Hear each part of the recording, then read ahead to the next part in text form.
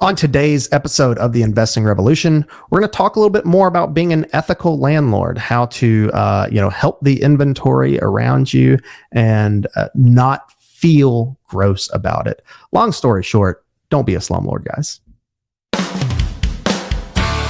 This is the Investing Revolution, a podcast designed to help your real estate investment strategy. On this podcast, we'll teach you the actionable steps to take and pitfalls to avoid so that your real estate investing can thrive. Welcome to the Investing Revolution. I am your host, Jonathan Cook.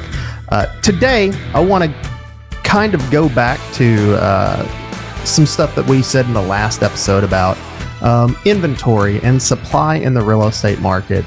And I want to talk a little bit further about the ethics of being a landlord. We did an episode a few weeks back about being an ethical landlord, how to make sure that you're not contributing to the problems going on in the real estate market and the economy in the United States. It's a contentious subject. There are a lot of very strong opinions on both sides of the aisle.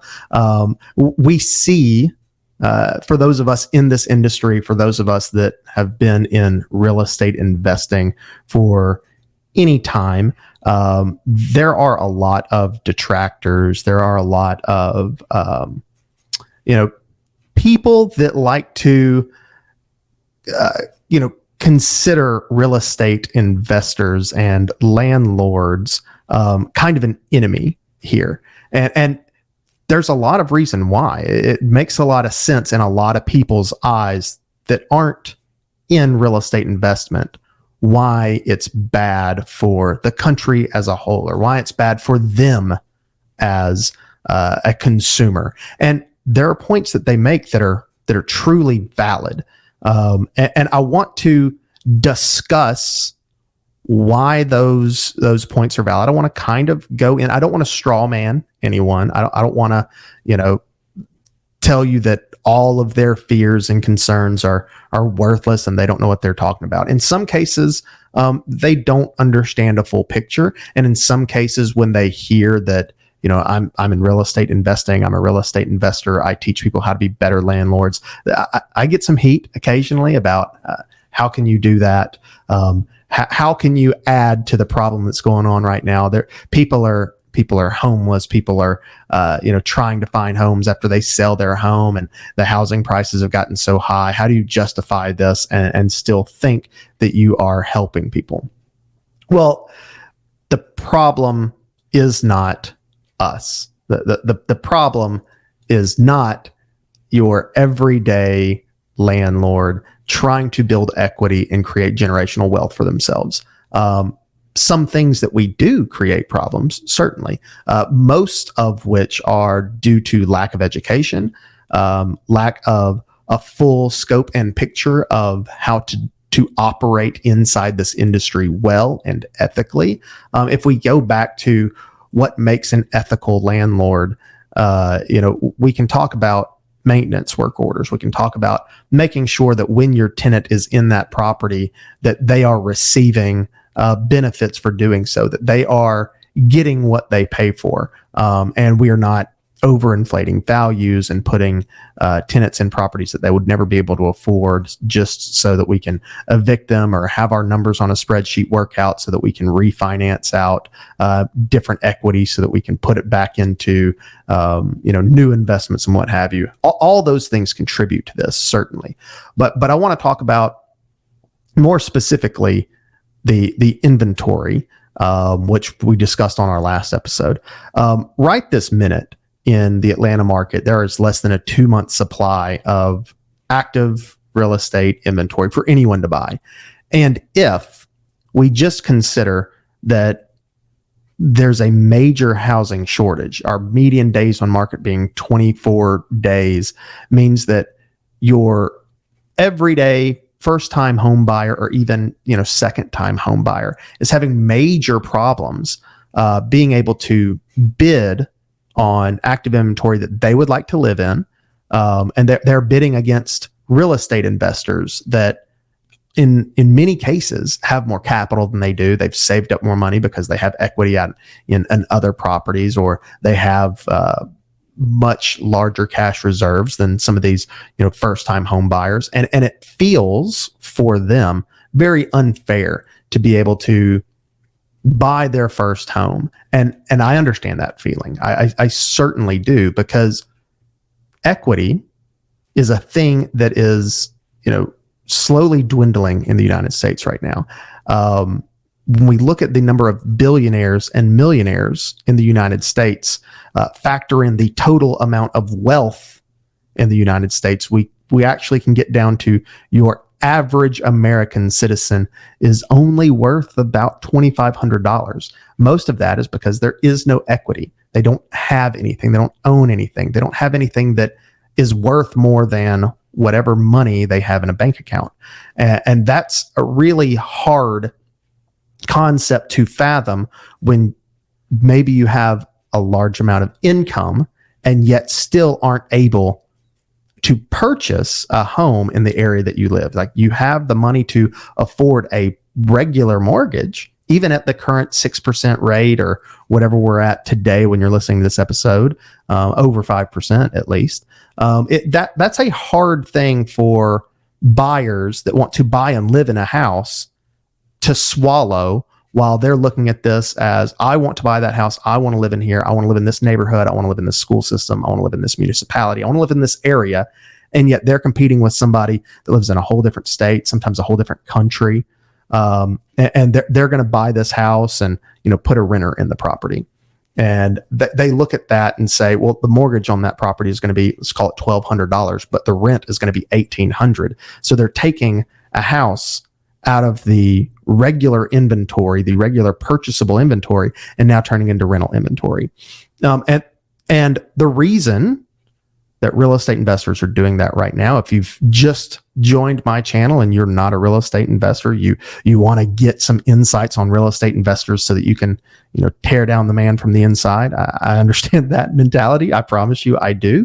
But the reason that that's happening is because the inventory in all real estate markets are supremely low. And it's because our older inventory is slowly diminishing. You buy a house that was, built in the 1950s, 1960s. It might be dilapidated. The roof might be completely caved in. It's not livable. You can't buy that house and put a renter in there. Whereas you can buy something built in 04, 05, 06 that's in really good shape. It's the kind of house that, your average everyday home buyer might want to buy and live and raise their kids in it.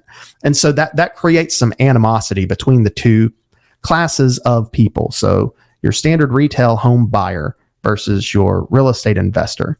And it's because of the lack of inventory there. So I want to talk a little bit about how we as real estate investors can step out of the way of some of these first-time home buyers, some of these early home buyers, and still make massive profits, and actually not only still make money, still grow some equity, still grow some value for retirement, but also actually help some areas.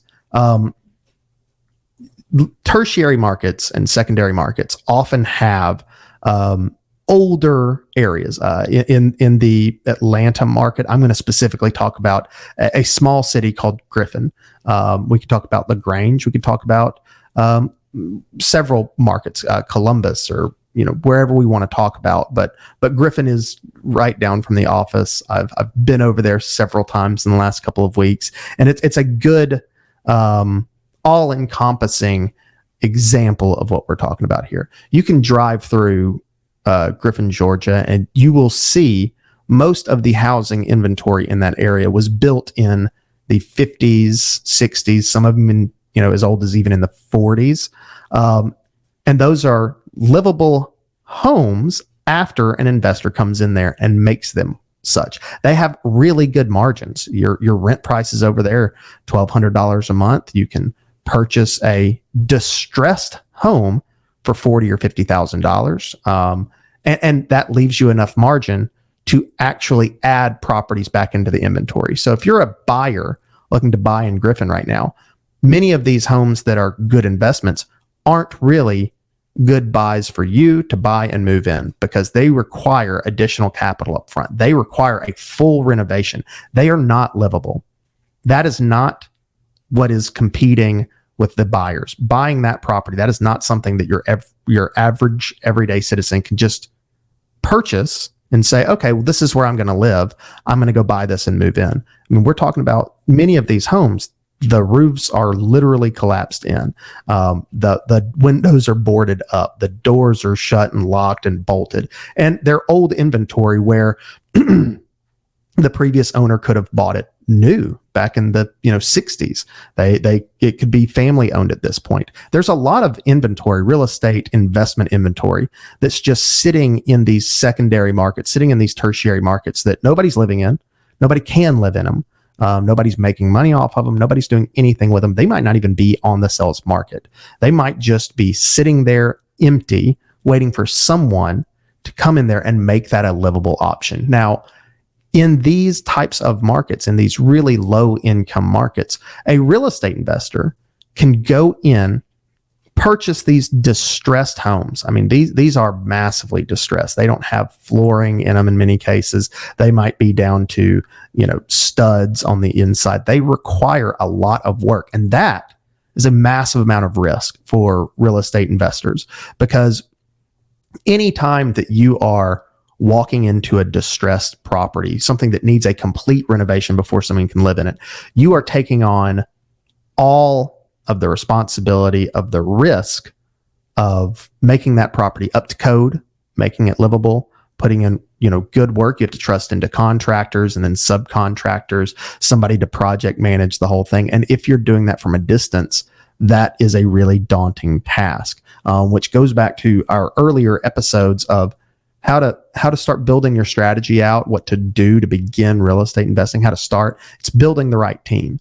And so out of the 72 million rental properties and the 11 million that are professionally managed, it becomes really difficult for an investor to put their trust and their money in the hands of someone else managing that project, because trying to see eye to eye on what my vision is for a property versus what an investor's vision is for a property, those aren't always parallel. They aren't always the same thing. A real estate investor that just wants to earn money quick and put somebody in there might look at one of these properties that's $50,000 or $60,000 and realize, okay, well, I can make it livable. I can put a roof on it. I can make sure that the HVAC is working. I can make sure that the electrical and the plumbing all operate. And then I can just take the cheapest aesthetic fixes and just kind of put lipstick on that pig, as the saying goes. Paint some brown color on the walls. It's fine that it's a brown color because it's the leftovers of all the paint that we had left from all the other rentals that we've made, and we've bought tons of carpet at a really discounted price, and we'll just roll that out and ta-da, boom, it's a rental. Now, is it livable? Sure. Are you doing a service to an area? No. All you're doing is you're adding in under quality properties into that market. And then because of the lack of inventory, it still becomes market value, whatever market value is. If every home in the area still rents around $1,200, but all the other ones had, nice LVP floors, they've got craftsman style work in the property, but they are all gone. And now you put this, lipsticked up pig on the market and say, well, it's worth $1,200 too. And it's just got, real cheap carpet in there, real cheap paint, and the most basic layout that we can give to that property. Is it actually worth $1,200? Well, supply and demand will tell you, yeah, it is, because now it's the only thing available on the market. But that is not truly improving in area. It doesn't increase the value of anything. It's just, hey, I understand that you need new properties on the market. Here is one available. So let's dive into that. Let's look at why that's a problem. Is because you are artificially capping the improvement in an area. If everybody starts seeing that now I can get away with really cheap fixtures and still get $1,100 a month or $1,200 a month, well, now I'm going to do lesser quality work, and that's going to create a snowball effect. It's going to start putting lower quality investors that have less scruples than the guy before him to come in and, Well, maybe I don't have to replace the roof. Maybe I can just repair it here and there. Well, maybe I don't have to replace the HVAC. I can just put some Freon in it, because you start filling a market with real estate investment, and that's going to start bringing in outsiders that are going to try and emulate you, create turnkey opportunities for people, and do them on the cheap. That is just going to create a nest of really bad areas to invest in. And it kind of ruins the investment quality of the area. You lose out on the best part of owning real estate, which is that equity gain. Real estate is not a quick investment strategy. It's not something that you can buy in today, sell out tomorrow, and make hundreds of thousands of dollars. Anecdotally, can we say that has happened? Yeah, probably several times in many different markets. Flips happen. I get it. Flips are what we see most real estate investors thinking that they want to do. Oh, I know how to add force equity into this property and then I'm going to sell it. And the problem with that is people don't understand market changes and how that works. You can't go in and force equity into an area that's capped at a certain level and just say, well, now I've added all the features in, it's worth more. That's not necessarily true. Again, back to supply and demand. It's gotta fit what the market is around it. So how do we do this right? How do we add properties back into the inventory, make money, and still not be part of the problem? So let's go back to finding those distressed properties. So you got to work with wholesalers a lot of the time to find these really good deals, the ones that haven't been sitting on the MLS and had every investor, in the known universe click on it at least a half dozen times and, run their spreadsheets and gone and made some lowball offer. You don't want to deal with that because that's going to be difficult to get the best options for you. But once you find those properties, you need to put forth the effort into improving it in a way as if you were going to flip it. You might want to live in it. You want to make it up to whatever the high-end standard is of that market. You want it to look nice.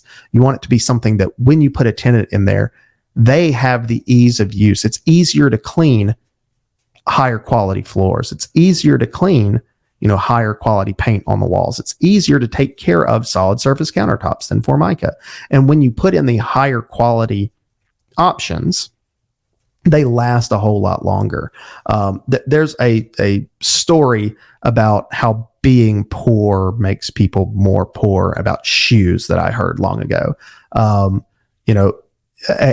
worker making low quality income can go in and they can't afford a $200 pair of really nice work boots, so they buy the cheap $30 pair that works. It's just fine. They don't have the money to afford the $200 pair, but they can afford the $30 pair. They buy one set of them. They wear them for 3 months. They start getting holes in them. They wear them and they start hurting their back because they start to fall apart. They don't work really well for them. They start getting health problems. They've got to replace those shoes. Now, they still can't afford the $200 pair, but they go buy a $30 pair every 2-3 months. After a couple of years, they've spent well more than $200 on these shoes, and they still need new shoes. Whereas that $200 pair of shoes, it's much higher quality. It lasts a whole lot longer. It's of the materials that you can go and repair and make them last significantly longer. There's less, health issues that arise because the soles last longer. You don't get the back pain. And so putting forth the money in the beginning is a much better long-term investment. And we can see that real estate is much the same way. LVP is a product that's been around for, quite a number of years. And I want to really hammer home how valuable I think LVP is. First of all, aesthetically, it's really nice. It looks like hardwood floors. It lasts for a really long time and always looks really nice and clean. It's very easy to clean LVP floors, especially if they're installed properly, because it's very similar to hardwood. You can sweep those up, you can mop them, you can keep them really nice and clean. You can spill water on LVP floors because it's vinyl. It's luxury vinyl plank. They're water resistant. They're shatter resistant. They don't chip. They don't break. They last a really long time. Now, they're more expensive than real cheap carpet. About double real cheap carpet, especially per square footage. Now, let's say you put in really cheap carpet. It's going to cost you, in a 1,500 square foot house, let's say you carpet the whole thing, it's going to cost you $4,800 to get it a really nice, good level of carpet in there. It costs you under $5,000. You get it all in. It's nice. It lasts you 2 or 3 years. The tenants can't keep it clean, so all the stomped in dirt and all that stuff just gets harder and harder to clean. And so after that first tenant that stays 2 or 3 years, well, now you really need to replace the carpet again. So your investment didn't last a long time. You've got to go ahead and, rip it up, and maybe you start doing room by room. Well, this room is way worse than this room, so I've got to fit it in my budget. Now let's just replace this one room with carpet. And that's all I can afford. And so now your rents don't get to go up any higher. Your equity doesn't really gain a whole lot. But you've got carpet in there. You can rent it again. Another 3 years goes by, same kind of thing. Well, now I've got 5 rooms that I've got to replace the carpet, and maybe go ahead and replace the whole thing. Because they're not quality products, because the material themselves don't last as long, you end up having to replace it more often. You end up sinking a lot more money into it. Whereas putting in the high quality floors to begin with, it might have cost you, instead of $5,000, it might have cost you, or under $5,000, it might cost you a little bit more than that, maybe $6,000. Okay. Well, now those last 10, 15 years, and they stay looking nice. The tenants have an easier time cleaning them. They appreciate those floors and that effort a whole lot more because it lasts longer. It looks nicer. It's worth more in theory. So that puts forth a better product that will get you more money in the end and save you more money in the long run. I go back again to real estate investors need to be more patient with what their investment is doing. It needs to last significantly longer to start seeing all the benefits of owning real estate. Real estate isn't just about an equity gain. It's not just about a cash flow. There's tax incentives for it. There's long-term wealth creation for it. There's a lot of benefits that you get by having your money in real estate for a long time. I believe I heard it was, maybe Ted Turner that said, real estate investment is not about timing the market. It's about time in the market. And owning something for a long time is going to get you your return back.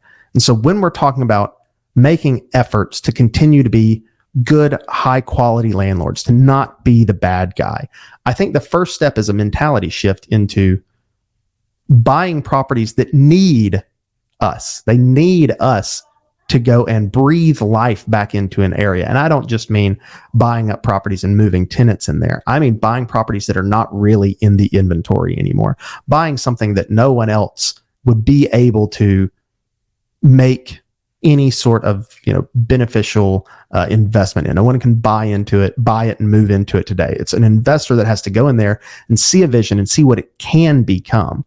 That way it increases market value for a full area. Your tax revenue is going to be nicer for a market because you can, your tax values are going to go up. That's a pain to our bottom line, but it's good for the whole area in general. You're adding stuff back into the market. This is very similar in theory to build to rent. So the build to rent model is also becoming really, really popular in the real estate investment zeitgeist right now.